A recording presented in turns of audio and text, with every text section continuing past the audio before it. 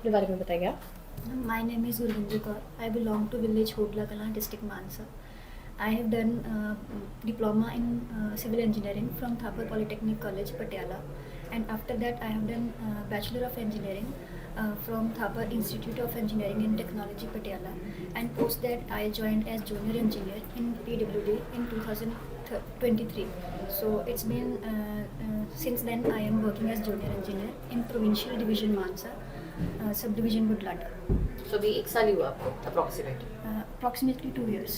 I 2 joined years। in Jan. जान okay Jan, okay. yes. तो अभी रोल्स एंड रिस्पॉन्सिबिलिटीज क्या है आपके वहाँ पे?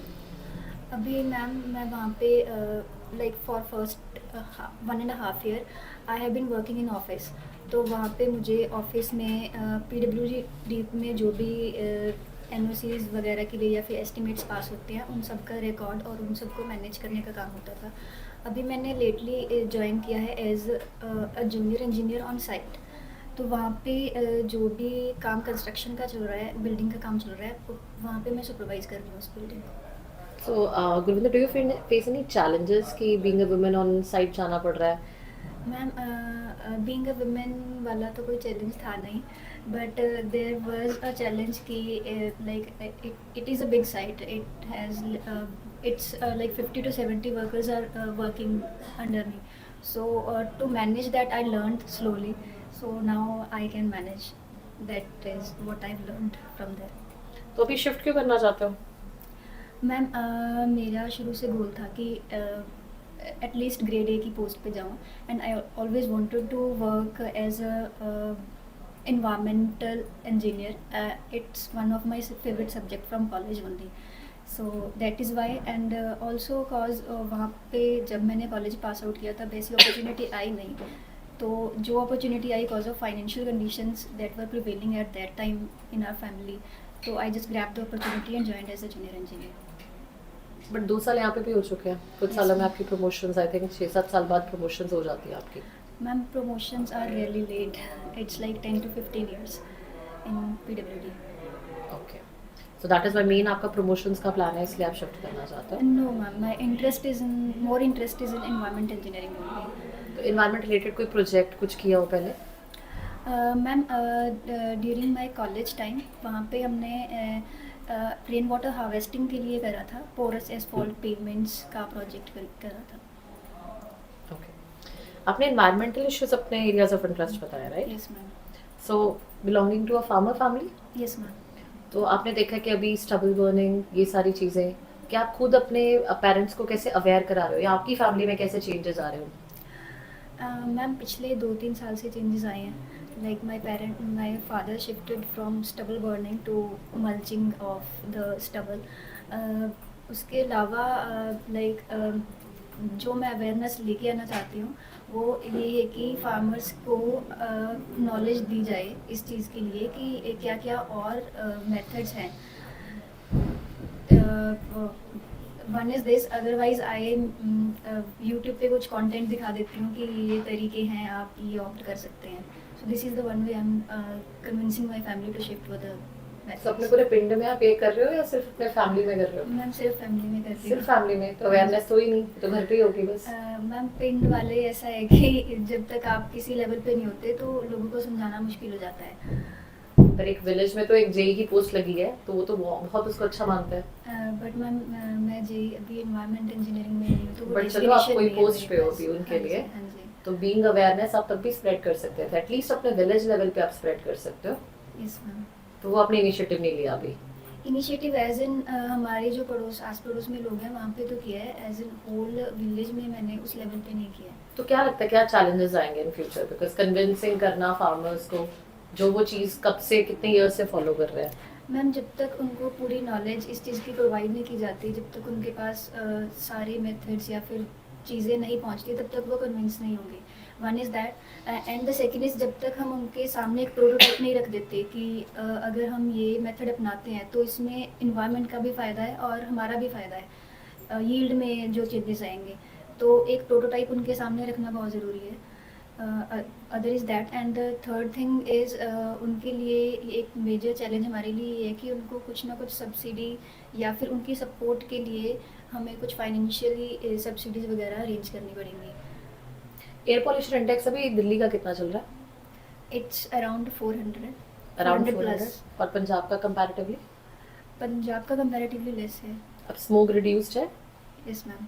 कैसे रिड्यूस कर रहा है? क्योंकि अभी वो सीज़न निकल गया है, अभी सोइंग का सीज़न आ गया है, तो इसलिए स्मोक काफ़ी रिड्यूस है पहले से। बट अभी भी दिल्ली में विजिबिलिटी कंसर्न, स्मोक बहुत ज़्यादा है। क्योंकि मैम वहाँ पे वेहिकुलर एमिशंस भी ज़्यादा हैं, तो उसको और ये जो पंजाब से स्मोक गया था स्मोक, उसकी वजह से जो इम्पैक्ट आया है वो लॉन्ग टर्म रहा है। तो वो इन्वायरमेंट का स्मोक वाला पोल्यूशन और वहाँ पे फॉग और व्हीकल्स वाला पोल्यूशन, उससे जो कॉम्बिनेशन से बन गया है वो ज़्यादा लॉन्ग लास्टिंग रहेगा। पंजाब का स्मोक है या और भी कहीं का है? पंजाब में, हरियाणा में भी, सॉरी हरियाणा में भी दिल्ली पड़ता है ना, तो हरियाणा में भी स्टबल बर्निंग हो रही है। और कहाँ हो रही है? यूपी नहीं हो रही? यूपी भी हो रही है। ठीक है। ओके, सो गुरविंदर, आप जेई कितना टाइम हो गया पीडब्ल्यूडी में? Sorry sir. कितना टाइम हो गया अभी? Approximately 2 years. 2 साल हो गए। हाँ जी तो कितने लोगों को अभी मॉनिटर आपने किया, हैंडल किया अपने अंडर? कितने लोगों ने से काम सर। किया? It's around 60 labourers. तो आप तो सॉफ्ट स्पोक करना है वो सुन लेते हैं आपकी बात? हाँ जी सर, ऐसे मतलब वहाँ पे जाके टफ होना पड़ता है थोड़ा। कैसे होती है कि- टफ? सर मतलब वहाँ पे एक ही कंडीशन है कि अगर आपको ये करवाना है तो ज़्यादा से ज़्यादा आप, अगर आपकी मान लेते हैं तो ठीक है, otherwise you can send a letter to them कि अगर कंडीशन के हिसाब से काम नहीं हो रहा है तो आप काम रुकवा सकते हैं। That is your power there. तो have you used those powers? Sir अभी तक ज़रूरत नहीं पड़ी है। People listen to you? Yes sir. You sure? Yes sir. तो बहुत से लोग तो काम नहीं करते हैं, उनसे कैसे काम लेते हैं? काम ना करते हैं सर। मोटिवेट नहीं होते ना काम करने के लिए लोग? यस सर, तो फिर यही है कि एक और ऑल्टरनेटिव भी है कि आप उनकी कंपनी वालों से, लाइक डायरेक्टली लेबर से बात नहीं करनी, आप कंपनी वालों से बात कर लो और वो फिर बोल देती हैं कि आप कॉन्ट्रैक्टर को बोल देते हाँ हैं? जी, कॉन्ट्रैक्टर को बोल देते अच्छा, हैं। कॉन्ट्रैक्टर जो है वो लेबर के साथ बहुत अच्छा उनका ट्रीटमेंट नहीं होता, तो लेबर की टिपिकल प्रॉब्लम्स क्या हैं इंडिया के अंदर?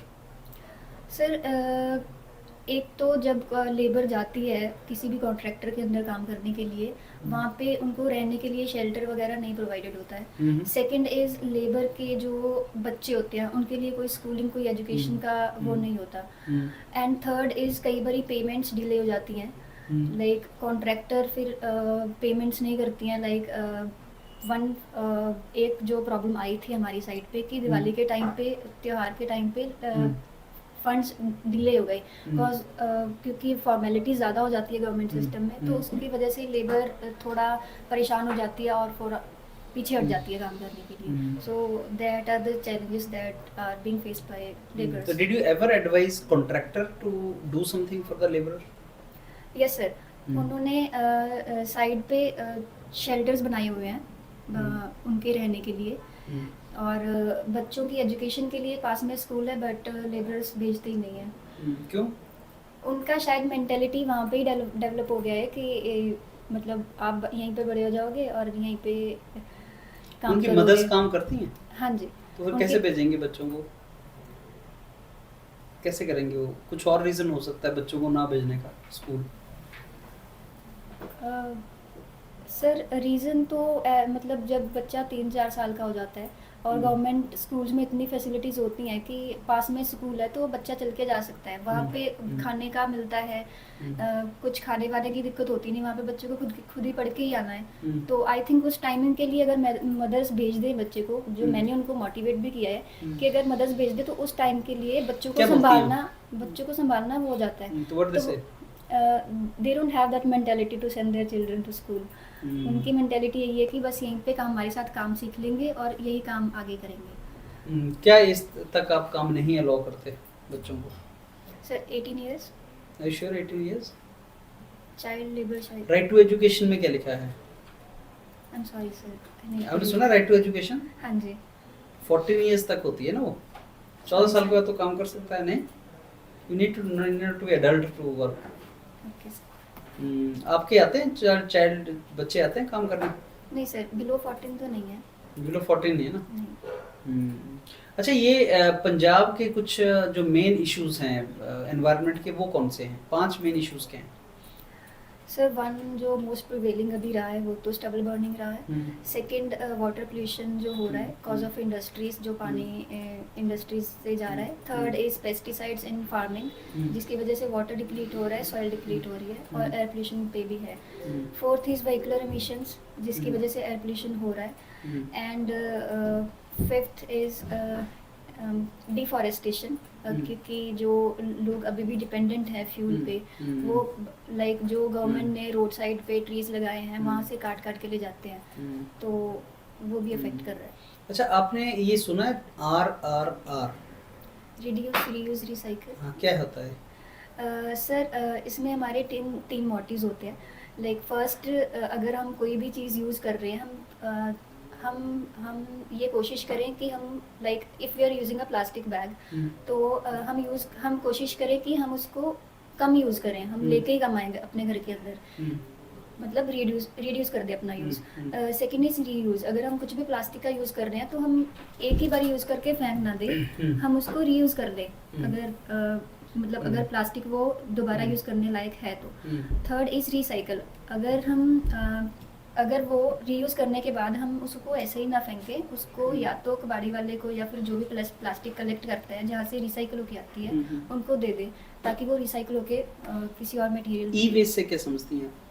Sir e waste is electronic waste, जो भी गैजेट्स का पीछे काफ़ी ज़्यादा रहा है कि हमारे पास गैजेट्स का बाद में डिस्पोज ऑफ कहाँ करना है, उसके लिए हमारे पास कोई सोर्स नहीं था।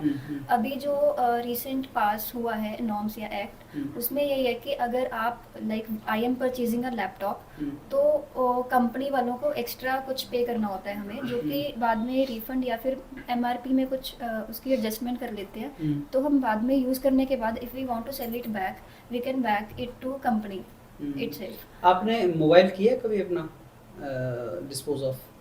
Sir I have my mobile but it is still with me, वो जो अभी ऐसे यूज अभी पड़ा कब है। से यूज कर रही हैं एक सिंगल मोबाइल?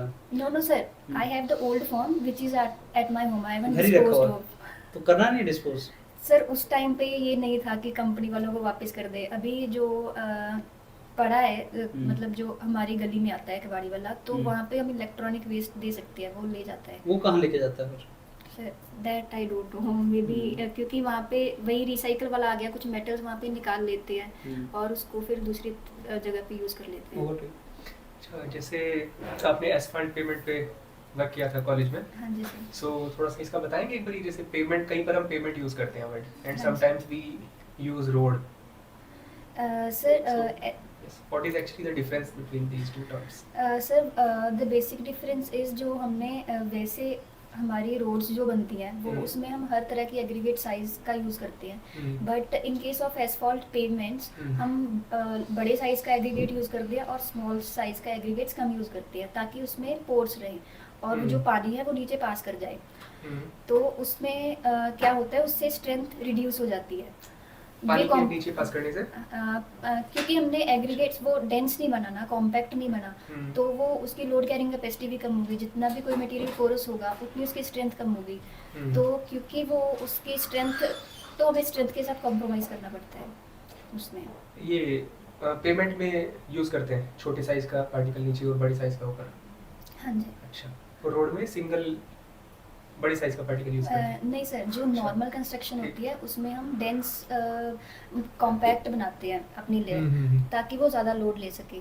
लेकिन जो पोरस एसफॉल्ट पेमेंट होती है उसमें हम उतना डेंस नहीं रखते, उसमें हम पोर्स रखते हैं ताकि पानी नीचे पास कर जाए। तो पानी के नीचे पास करने से प्रॉब्लम नहीं होगी उसमें थोड़ा, लाइक अगर बाई चांस पानी पास करते करते नीचे सब देर तक पहुंचता है? हम सर सड़क पे स्लोप रखते हैं Slope रखते हैं। कैम्बर, तो उससे वो साइड रेंज में चला जाएगा। तो स्लोप क्या 100% इफेक्टिवली वर्क करता है हमारा? नहीं सर, कई बार फेल भी हो जाता है। उसके उस- नीचे फिर GSB होता है, तो GSB को भी एज अ ड्रेनेज लेयर ही जीएसबी हम, ग्रैन्युलर सब बेस? हाँ जी। ओके। तो ग्रैनुलर सब बेस को भी हम एज अ ड्रेनेज लेयर ही प्रोवाइड करते हैं। सो कोई लाइक ट्रीटमेंट हम कर रहे हैं वहाँ पे, जैसे like prime coat, seal coat, इसके बारे में सुना है आपने? हाँ जी। क्या है, थोड़ा बताएंगे इसके बारे में? प्राइम कोट और एक सील कोट. प्राइम कोट होता है, hmm. Sorry, I can tell you about seal coat. Yes. Seal coat is the top most layer on the road. Hmm. तो ये इसके लिए ही होता है, मतलब पोरस एसफॉल्ट पेमेंट के लिए जो नॉर्मल रोड्स हम्म. होती हैं उसके लिए हम प्रोवाइड करते हैं ताकि पानी ज़्यादा अंदर सीप इन ना करे. And what about prime coat? So prime coat, I can't recall it properly, but it is I think it is the two aggregates के ऊपर लगाते हैं जो GSB या फिर WMM होता है, उसके ऊपर स्प्रिंकल कर देते हैं ताकि वो जो ऊपर वाली लेयर है उसके साथ उसका अच्छा ग्रिप बन जाए. ओके. सो इसमें जैसे एस्फाल्ट यूज करते हैं. हाँ जी. अच्छा, थोड़ा एक क्या इसमें एस्फाल्ट में एंड बिटुमेन भी यूज करते हैं हम लोग, क्या इसमें बेसिक ऐसे है डिफरेंस अगर तुम बात करें? सर अभी याद नहीं है. ठीक है. एस्फाल्ट में क्या क्या चीज़ें मिलाते हैं? सर अभी नहीं याद. ठीक है. और अपने एक और होता है हमारे पास जैसे बाइंडिंग मटेरियल की तरह से टार भी होता है समटाइम्स. हाँ जी, हाँ जी. सो क्या इसमें क्या ज़्यादा बेटर ऑप्शन हो सकता है हमारे लिए, लाइक बिटुमेन या फिर tar? Bitumen is the better option. Can you justify, like कैसे? Sir tar is the secondary product and bitumen is the pure product. Bitumen is also obtained from distillation Yes sir. and tar is also obtained from distillation. Yes sir. So as per this, both are secondary products. Yes sir. So what can be better option? Sir, I haven't read upon this topic, so Okay. I'm not so confident about So this. you are working currently in PWD. Yes sir. So are you engaged in any road project work? No sir, I am engaged in building project. Building project. What Yes, kind sir. of building is it? So it's a seapide building for army training. For army training. Yes sir. ठीक है. So currently you are going for a environment engineer हाँ जी. interview. So environment में जैसे अभी currently air quality index का mainly जो problem चल रही है हमारे पास है ना, Yes. सबसे बड़ा point है इसमें. हाँ जी. So you must have heard about PM 2.5 and PM 10. Yes sir. Which one is more harmful? PM 2.5. How? क्योंकि PM 2.5 इनहेल कर ले तो वो ज़्यादा अंदर जाता है. PM 10 की कंसंट्रेशन हमारे अंदर जाने की प्रोबेबिलिटी कम होती है क्योंकि वो हमारी नोज की नोस्ट्रिल्स में रुक सकता है. So ये जो PM 2.5 and PM 10 जो आया है 2.5 and 10, इसमें क्या significance है 2.5 and 10 का? 2.5 and 10 is the particle size Okay. of the soil particles, Soil- solid particles. Particles, yes. So what is the size of PM 2.5 particles? 2.5 micron, 2.5 micron. ठीक है. And PM 10? 10 microns. 10 micron. So what different kind of pollutants we have? We have the pollutants which are in air quality index, right? Yes. So it's carbon monoxide, PM 2.5, PM 10, lead, methane, and ammonia, and sulfur oxides and nitrogen oxides. Okay. Can you name some secondary air pollutants? Ozone, peroxyacetyl nitrates, then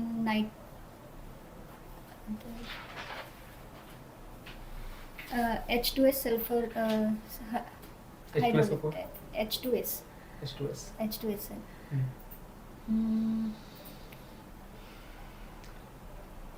चलिए ठीक है. SF6 So जैसे chlorofluorocarbons. Mainly अभी यहाँ पे आप जहाँ पे रहती हैं वहाँ पे सॉलिड वेस्ट डिस्पोजल का क्या है मेनली सोर्स?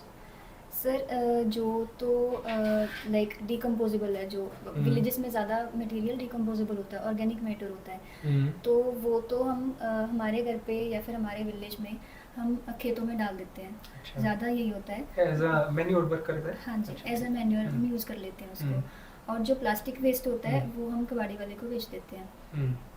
सो आपने अभी बोला था कि जैसे पेस्टिसाइड्स या फिर फर्टिलाइजर्स जो बहुत ज़्यादा डाल रहे हैं क्रॉप्स में, हाँ जी. तो वो सीप करके नीचे जाता है ग्राउंड्स में नीचे, हाँ जी. तो उससे मेनली क्या प्रॉब्लम हो सकती है हमें? क्योंकि सर फर्स्ट इज कि वो पानी के नीचे या फिर ग्राउंड के नीचे ट्रेवल करके वो आसपास के रिवर्स में जाता है, तो उससे यूट्रोफिकेशन हो जाती है क्योंकि वो एक्सेसिव न्यूट्रिएंट्स हैं. सेकंड इज़ क्योंकि लाइक जो अभी कुछ चीज़ें, कुछ पेस्टिसाइड्स जो बैंड हैं या फिर जिसके काफ़ी हार्मफुल इफेक्ट्स हैं, like one of them is round up जो हम घास फूस के लिए यूज़ करते हैं, तो उसका लाइक 10 ईयर्स तक इफेक्ट रहता है. उसमें काफ़ी टॉक्सिक मटेरियल्स होते हैं, कार्सिनोजेनिक होता है, तो वो पहले तो अप्लाई करने वाले इंसान को ही अगर वो कुछ भी प्रिकॉशंस नहीं ले रहा है उसकी हेल्थ को डायरेक्टली अफेक्ट करेगा. उसके बाद अगर वो सॉइल में सीप इन हो जाता है कुछ भी ऐसा टॉक्सिक, तो वाटर के साथ मिल जाएगा. एंड अगर सॉइल में रहता है तो क्रॉप हमने वहीं पे ग्रो करनी है, तो क्रॉप्स में भी अफेक्ट करेगा। सो मेनली क्या यूरिया डालते हैं हम लोग? हाँ जी। यूरिया क्या होता है मेनली यूरिया में? Potassium, nitrogen, nitrogen, NPK sir होता है। ओके, हाँ। एनपीके ना, उसमें हाँ जी। मतलब क्या रिक्वायरमेंट आ रही है यूरिया डालने की मेनली हमें? सर अभी जो रिक्वायरमेंट है हम्म। वो तो है कि सॉइल को वैसे ही अपना वो बना दिया हमने डाल डाल के कि वो अभी क्रॉप मांगने लगी है, लाइक जैसे इंसान को नशा लग जाता है तो वो हो गया है। तो अगर हम ये रोकें तो 1 साल के लिए शायद क्रॉप यील्ड कम निकलेगा, बट उसके बाद सॉइल अपने आप को रीगेन करेगी। तो मतलब इसका क्या रिक्वायरमेंट आया था हमारे पास, लाइक अगर हम ना डालें तो विदाउट एडिंग यूरिया सफिशिएंट हो पाएगा हमारे पास यील्ड? सर इस एरिया में जो राजस्थान वाली साइड एरियाज हैं वहाँ पे पहले सॉइल फर्टाइल थी नहीं, अच्छा। तो वहाँ पे टिब्बे थे, तो उनको वो सीधा करके प्लेन करके उसको फर्टिलिटी कुछ % तक हम लेके आए हैं। तो उसके लिए हमने एक्सटर्नल सोर्सेज यूज़ किए हैं लाइक पेस्टिसाइड्स। तो उसकी वजह से इसका यूज़ इसमें आया है। उस टाइम पे क्रॉप यील्ड भी कम होता था, क्रॉप यील्ड को बढ़ाने के लिए भी हमने पेस्टिसाइड्स का यूज़ करना शुरू किया है। ओके, सो अच्छा, इसमें अगर नाइट्रोजन से क्या मतलब mainly just there is a case like what are the different forms in which nitrogen is present in water? किस किस तरीके से नाइट्रोजन पानी के अंदर प्रेजेंट हो सकता है? I am sorry. Okay, so जैसे एयर पॉल्यूशन में अगर हम बात करें, suppose there is a person, इसका काफ़ी थोड़ा सा लंग्स रिलेटेड प्रॉब्लम्स हैं, तो मेनली व्हाट वाटर कंटेंट, मतलब कौन सा वाटर क्वालिटी पैरामीटर आप जनरली कोशिश करेंगे उसको थोड़ा लिमिट करके सप्लाई करने का? लंग्स की प्रॉब्लम के लिए water Yes, quality. yes. Sir solids check करेंगे, Okay. Total dissolved solids, suspended solids, hmm, turbidity check करेंगे, कलर चेक करेंगे, उसकी कॉम्पोजिशन, केमिकल कॉम्पोजिशन में चेक करेंगे। लाइक कोई केमिकल पैरामीटर जिससे मतलब डायरेक्टली लंग्स पे अफेक्ट पड़ेगा अगर हम उसको वाटर सप्लाई करेंगे तो? डायरेक्टली ये तो मतलब फिजिकल पैरामीटर्स दिया गया हाँ जी, शायद, हाँ जी। केमिकल पैरामीटर लाइक कोई? केमिकल सर हम डिजॉल्व ऑक्सीजन चेक करते हैं, बट एज इन लंग्स के लिए गैसेस में होता है कि अगर नाइट्रोजन या फिर कार्बन के कुछ भी कंपोनेंट्स उसमें ज़्यादा हो जाएं एक्सेसिव, तो वो लंग्स पे अफेक्ट करते हैं। एंड सपोज अगर लाइक कोई किडनी रिलेटेड इशू है किसी पर्सन को, सो इन दैट केस किस पैरामीटर के साथ हम लोग जा सकते हैं? थोड़ा सा केमिकल पैरामीटर की भी उसको अगर वो एक्सेसिवली नहीं सप्लाई करना चाहिए बिल्कुल भी, अगर किडनी रिलेटेड थोड़ा इशू है तो उस केस में क्या मतलब मेन इंपॉर्टेंट पैरामीटर हो सकता है हमारे पास जिसको हम चेक कर सकते हैं? I am sorry sir, I need to read upon this. So Yeah. Okay, so Gurvinder आपको फीडबैक दे देते हैं। एक तो आप एनर्जी लेवल थोड़ी सी बढ़ाओ, थोड़े आप मीक बोलते हो ना, सॉफ्ट स्पोकन हो, थोड़ी सी एनर्जी बढ़ाओ, ठीक है। वो इंटरव्यू के लिए अच्छी होती है। ड्रेसिंग के लिए एक बार मैम से डिस्कस कर लेना, शुभा मैम के साथ, ड्रेसिंग सेंस के लिए। एंड तीसरा जो आपको टॉपिक्स दिए हैं, करंट इश्यूज हैं, वो थोड़े से गो थ्रू करके जाना, क्योंकि उन्हीं में से वो आपसे क्वेश्चंस पूछेंगे। एंड जहाँ पे आपने काम किया है उससे रिलेटेड कुछ क्वेश्चंस पूछ सकते हैं। मोर और लेस मेरे को ठीक लगा आपका, कोई ऐसा कोई ट्रबल नहीं लगा, everything was okay. Other than that okay, carry properly like energy level, and questions आप ध्यान से सुन भी रही हैं, जो नहीं आ रहा वो आप आंसर नहीं कर रही हैं, तो दैट एवरीथिंग इज ओके। अब बात सारी कंटेंट जो आप क्वेश्चन पूछेंगे उसका कितना आपको आंसर आता है उसी के, लेकिन वो जितना आप कर सकती हैं करके जाएं।